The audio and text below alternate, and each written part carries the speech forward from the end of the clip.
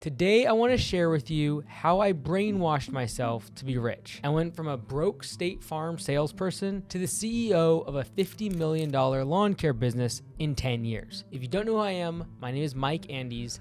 I'm the founder and CEO of Augusta Lawn Care and Homeworks, a CRM software that allows home service business owners to grow without breaking. Last year, my company was valued at over $30 million, and I did it using the same principles I'm about to share with you. Listen, I didn't come from money. I didn't come from a big city or a family of entrepreneurs. I grew up in a small town of 6,000 people, Blaine, Washington. My memories of childhood are mostly of my parents worrying about paying bills and how we could save money that week. My dad is a minister, and we struggled. We were delivering phone books, we were delivering newspapers just to make ends meet. So when I was younger, the most unfathomable amount of money I could imagine was making $100,000 a year. In my mind, that was rich. That was the dream. And for that reason, I thought I'd be a pilot or a financial advisor, because if I could just make six figures, that would be rich. But wealth isn't built by what you earn. It's built by how you think. And these are the 10 principles that changed how I think. The 10 ways I brainwashed myself to be rich. Number 1, stop taking advice from people who've never built anything. If someone hasn't built something, their advice is built on fear, not facts. You'll hear it all your life. Be safe. Don't take that risk. You're crazy. And I heard these things when I dropped out of medical school and started Augusta Lawn Care and pushing a lawnmower myself. But every time I listened to someone who hadn't built anything, I lost time and confidence. I started asking myself one question before taking advice. Would I trade lives with this person? If the answer was no, I stopped taking their blueprint. Their opinion held little weight. Because in life and business, following the wrong advice is one of the most expensive mistakes you can make. It's like having a faulty compass. If true north is actually south, you'll end up at the wrong destination. Many people wonder why they never reach their goals. The reason why is because their direction is constantly changing. If you want to get rich, stop listening to the advice of poor people. With the internet, it is easier than ever to find mentors and successful people to learn from. Number 2, progress over perfection. Money loves speed. Wealth loves systems. Perfectionism keeps broke people busy. Think about that. Perfectionism keeps broke people busy. They'll spend 6 months tweaking a logo when they haven't closed a single client. Make reversible decisions fast. This is things like pricing or logos or a flyer design, marketing campaigns. Make irreversible ones slow. This is partnerships, a marriage, leases, and getting into debt. Speed compounds learning. Systems compound wealth. But here's the nuance. As you grow, don't confuse speed of execution with speed of decision. Big businesses still move fast, but they think deeply before they sprint. Number 3, attention creates income. You get paid in direct proportion to where your attention goes. If your calendar isn't filled with revenue-generating activities like selling, following up, leading your team, hiring, promoting your business, you're not broke, you're distracted. I see this all the time. Owners spend their entire week supporting operations and fighting fires instead of building revenue. They're playing defense. They're wondering why they aren't scoring points. They're playing defense and not offense. They wonder why their business's revenue has stagnated. Move just 20% of your time away from saving pennies and towards creating dollars. I know the scarcity mindset, especially if you were raised poor. But to get rich, you're going to have to put things at risk, you're going to have to put it all in the field, and you're going to have to play offense. People run away from sales because it has a bad name. But you'll never save your way to freedom. Only sell your way there. Get off the truck. Get out of daily operations. Get back to leading. Create training systems. Find great employees. Figure out marketing and double down on sales. Number 4, frugality forces innovation. Scarcity creates sharper thinking. I drove a company truck from day one when I started my lawn care business. I didn't have a personal vehicle, or on the weekends, go out with the guys on my motorcycle. When I franchised Augusta, we couldn't afford much, so I lived in the closet of the training office. That frugality allowed me to invest back into the business. That became the foundation of a franchise network now worth tens of millions. It has over 200 locations. And how did that happen? Frugality. Throwing money at a problem makes you lazy. Constraint makes you creative. This is why many startups backed by venture capital go bust. Money is never a problem, so they never figure out how to stretch every dollar. Look at your past of being poor as actually your strength to now figure out how to make every single dollar work for you. The best solution is rarely the expensive one. It's the simplest one that scales. Simple scales, fancy fails. It's not a slogan.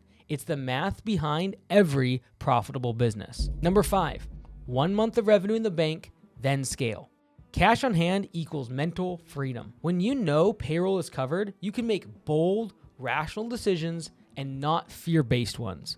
I tell owners all the time, build at least 1 month of revenue in the bank before you go on offense. And a lot of times people are like, well, what about like 3 months worth of operating income or a certain amount of payroll?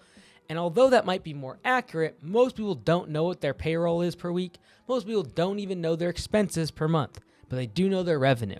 And so make sure you have at least that much cash on hand in the bank before you aggressively start to grow. Money buys courage. Courage buys opportunity. When you're anxious about cash, you cling to bad customers, bad employees, and bad deals that you know you should cut ties with. That's not loyalty. That's fear disguised as generosity. Cash gives you clarity. Cash is oxygen. I've said that before. And humans don't think clearly when they are oxygen deprived. If you climb a big mountain, at the very top, oxygen is scarce. You get oxygen deprived in your brain, start to make dumb decisions. The same thing is true in your business.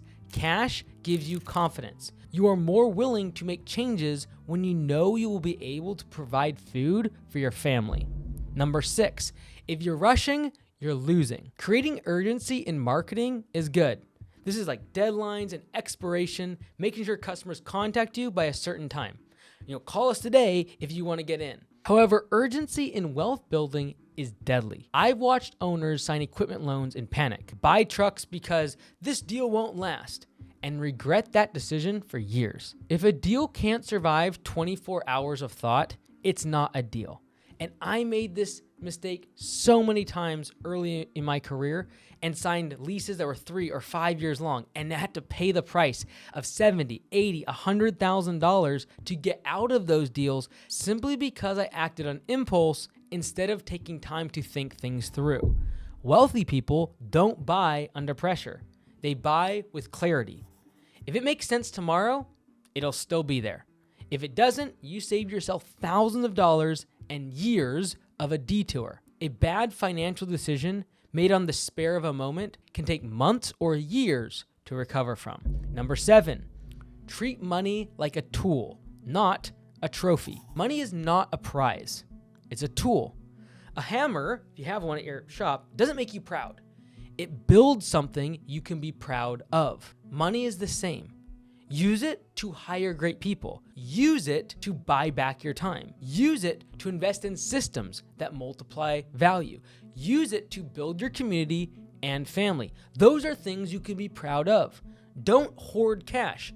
Deploy it. A lot of the billionaires that you know actually don't have a lot of the cash sitting in a bank account. They deploy that cash to build things of value.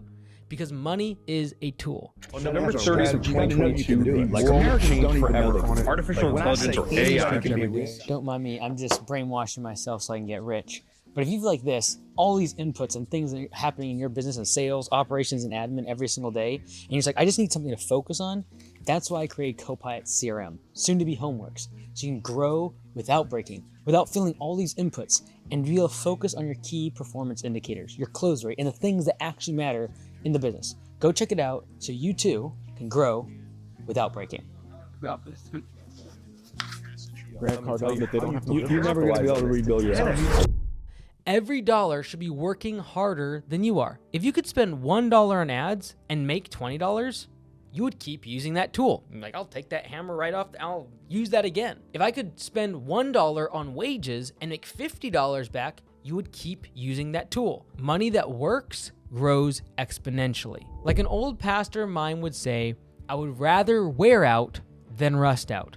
Don't let the tool of money that you've acquired in your business rust out. Use it and build something great. Number 8, measure everything that matters. If you don't measure it, you can't multiply it. Your bank balance isn't your scoreboard. That is a lagging indicator.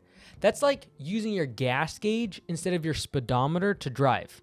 Like if you're driving a car, you need real-time metrics. You need to look outside the windshield and actually see what's going on around you. The gas gauge will tell you how far you have drove. It might tell you how far you can continue driving, but you need to know speed, tire pressure, the temperature outside, the oil temperature, and many other metrics to drive a car. And the richest business owners I coach at Augusta look at their numbers every single day. They know their KPIs, their key performance indicators, every day of the week. Avoiding numbers because they're stressful is like refusing to step on the scale because you're overweight. Math doesn't care about your feelings, but it will fix your future. When it comes to sales, that is getting the work. Operations, doing the work. Admin, getting paid for the work. So when I think about sales, the 2 metrics I really need to know is customer acquisition cost and close ratio. In other words, how much I have to spend to get a customer, how many customers do I convert after I get a lead. In operations, doing the work, I really just need to know, are customers satisfied? My customer satisfaction score, is that good? And is the work getting done efficiently? So my efficiency score, which for us in the field is budget hours divided by clocked hours.